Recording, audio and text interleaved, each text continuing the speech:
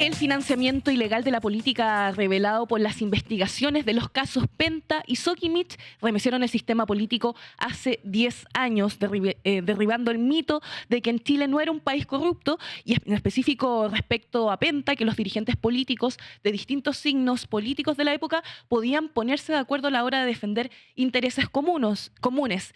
10 años después, otra arista del caso, la de SQM, se cierra sin culpables ni condenas, dejando un mar de dudas sobre el rol de las instituciones en perseguir la corrupción. Y para analizar a fondo todo esto, la historia y el desenlace de este caso, estamos con Gabriela Pizarro, periodista del Centro de Investigación Periodística. Bienvenida. ¿Cómo estás, Gabriela? Hola, buenos días a todos allá. Hey, Hola, ¿Cómo muy buenos están? días, Gabriela. Bueno, para los más jóvenes o los que tienen mala memoria, recordemos el inicio de todo esto, que fue el caso Penta, porque SQM es como el hermano siamés de esta historia, ¿no? Así es. Es como la costilla que le sacaron a Penta, ¿no? Estaban investigando Penta cuando aparecen estas boletas de SQM y ahí la fiscalía hizo una tarea, digamos, maratónica para acceder a la contabilidad de SQM, que se trató de proteger de muchas maneras. Recordemos que fue el gobierno de Bachelet el que estaba al mando en ese momento y presionó al Servicio de Impuestos Internos para que no entrara ahí, o sea, trató muchas cosas para evitar a toda costa de que la justicia pudiera mirar esa contabilidad de SQM, donde sabían que iba a aparecer esta bomba, ¿no? Porque hasta ese momento el caso Penta afectaba a la derecha. Era la UDI la que estaba marcada por el financiamiento al ilegal a la política, y lo que hacía el caso Sokimich era abrir esto. Y ahí apareció RN, apareció el PRO, apareció el Partido Socialista, la Democracia Cristiana. Entonces, se levantó un velo que durante muchos años estuvo manteniendo la oscuridad, digamos, en esta forma, este mecanismo de cómo la política se estaba financiando. Y probablemente ese es una de las mayores, de los mayores resultados que deja esta investigación. una pregunta, ¿por qué elegían este mecanismo de aporte a las campañas y no el formal que permitía aporte reservado y luego donaciones formales? ¿Qué es lo que se encubría a través de esto? Eh, ¿Por qué se ocupaban las boletas, dices tú? Claro, ¿Por qué se ocupaba esa vía de las boletas? así es. Bueno, porque había, había que buscar una forma de extraer el dinero, y esa fue la fórmula que Patricio Contese, que fuera el gerente general de Sokimich en esa época, y los distintos políticos y partidos que se le acercaron a pedir dinero, optaron por esa vía, que les convenía bastante, ¿no? Porque además el hecho de entregar esas boletas y que parte de ese dinero que en la contabilidad de la empresa terminaba registrado como un gasto, ¿cierto? Porque se estaban pagando por trabajos que después descubrimos que nunca se hicieron, pero en la práctica lo que decía esa boleta es que se había pagado un trabajo de alguien. Y eso les permitía reducir la carga impositiva que presentaban a final de año al Servicio de Impuestos Internos y por ende pagar menos impuestos. Pero esos trabajos nunca se hicieron. Y esa fue también la vía que optó la Fiscalía de abordar esto como un delito tributario, porque en la época en que ocurrió todo esto, la gente no lo recordará probablemente, pero en ese momento el delito del financiamiento ilegal de la política solamente permitía denunciar cosas que estaban dentro del año, no más allá de un año. Y aquí estábamos revisando boletas del año 2009, 2010, estando en el año 2015. Y por eso la Fiscalía decide, bueno, vamos a abordar esto a través de delito tributario, porque de lo contrario todos los delitos estarían prescritos. Gabriela, ¿y qué recibían a cambio las empresas de los políticos financiados? Bueno, ahí los casos difieren. Lo que ocurría era que se entregaban estas boletas a nombres de personas vinculadas al político, ¿vale? Esa era como la regla general. El político buscaba o una fundación o una persona cercana que le facilitara la boleta, digamos, para que no quedara tal cual su nombre ahí, y de esa forma después ellos recibían el dinero y lo que le ofrecían a cambio a la persona o a la fundación que se quedaba con el dinero era quedarse con una parte o toda la devolución de impuestos que venía al siguiente año con la devolución de impuestos por esa boleta, ¿no? Ese era como el enganche, por así decirlo. En ese sentido, ¿qué se comprobó y quiénes fueron los primeros condenados por este tema del financiamiento ilegal? Sí, ahí yo quiero hacer un punto, Nicolás, porque ahí está la razón de por qué nosotros nos apuramos en publicar este artículo. Y es porque después de lo que pasó el miércoles con la absolución de estos 8 acusados, que son las últimas personas que quedaban enjuiciadas por este caso, se ha dicho repetidamente en la prensa y a partir de las personas que estaban involucradas en el caso que aquí no hubo culpables, que no hubo condenados, que no hubo sentencias, que no se comprobó nada. Y eso es falso. Eso es falso y eso es lo que buscamos nosotros aclarar con este reportaje. Hubo 10 condenados, claro, en juicios abreviados que tienen penas más bajas, ¿cierto?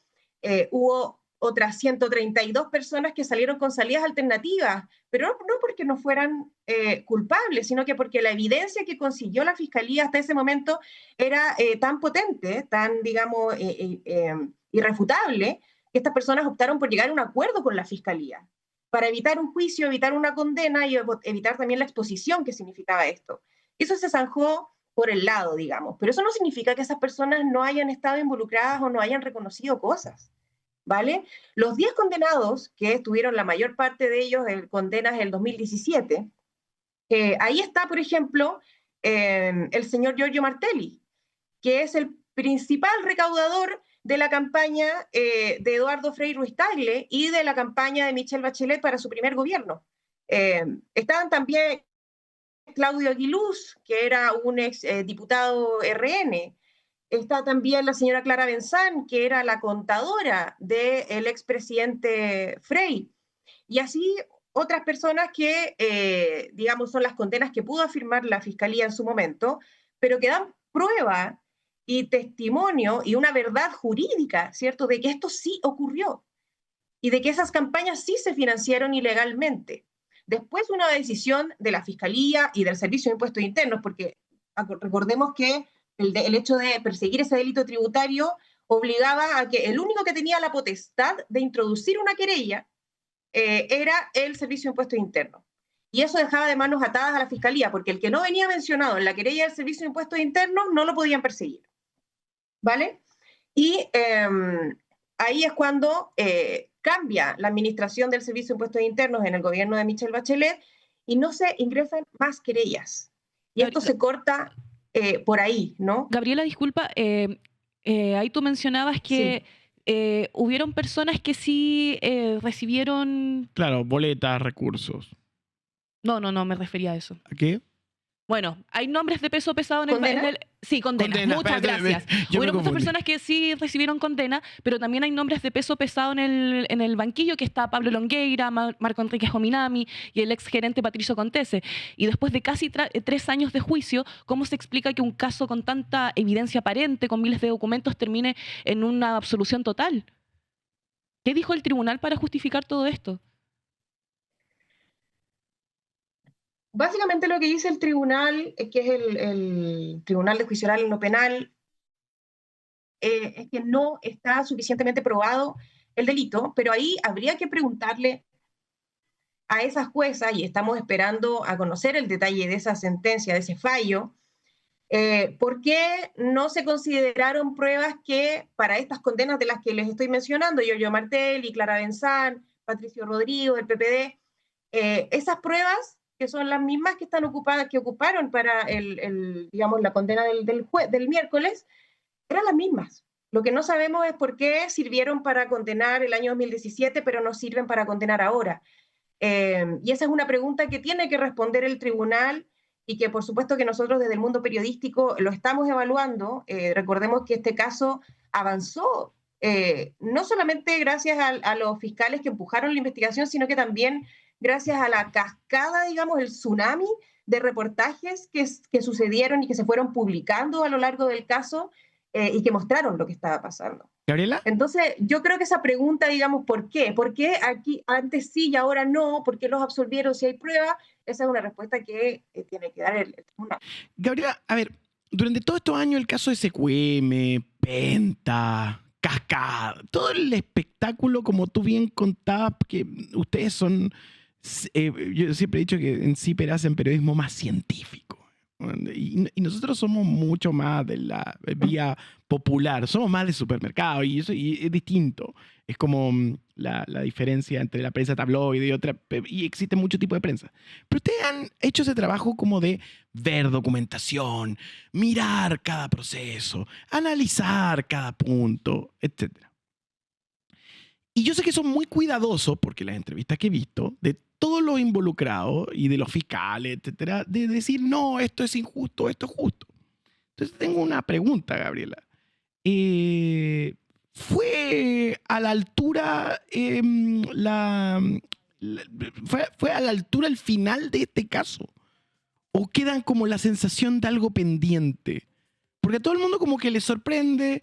Fue muy impactante cuando sucedió. Vimos gente detenida, vimos gente que salió de la política. Fue tan espectacular que ahora que digan, bueno, todo está como está, no deja de ser sorprendente. También pasó el tiempo. ¿Cuál es tu perspectiva?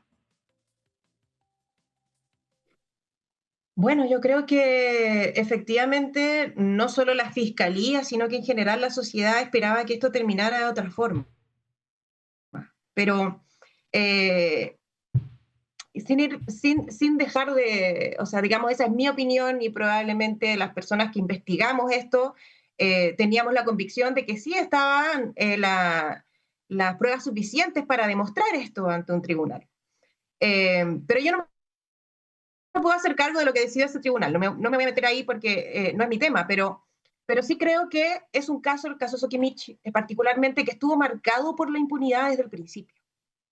Recordemos a Peñailillo diciendo al Servicio de Impuestos Internos que se llevara la contabilidad de Sokimich en camiones si fuera necesario, ¿no?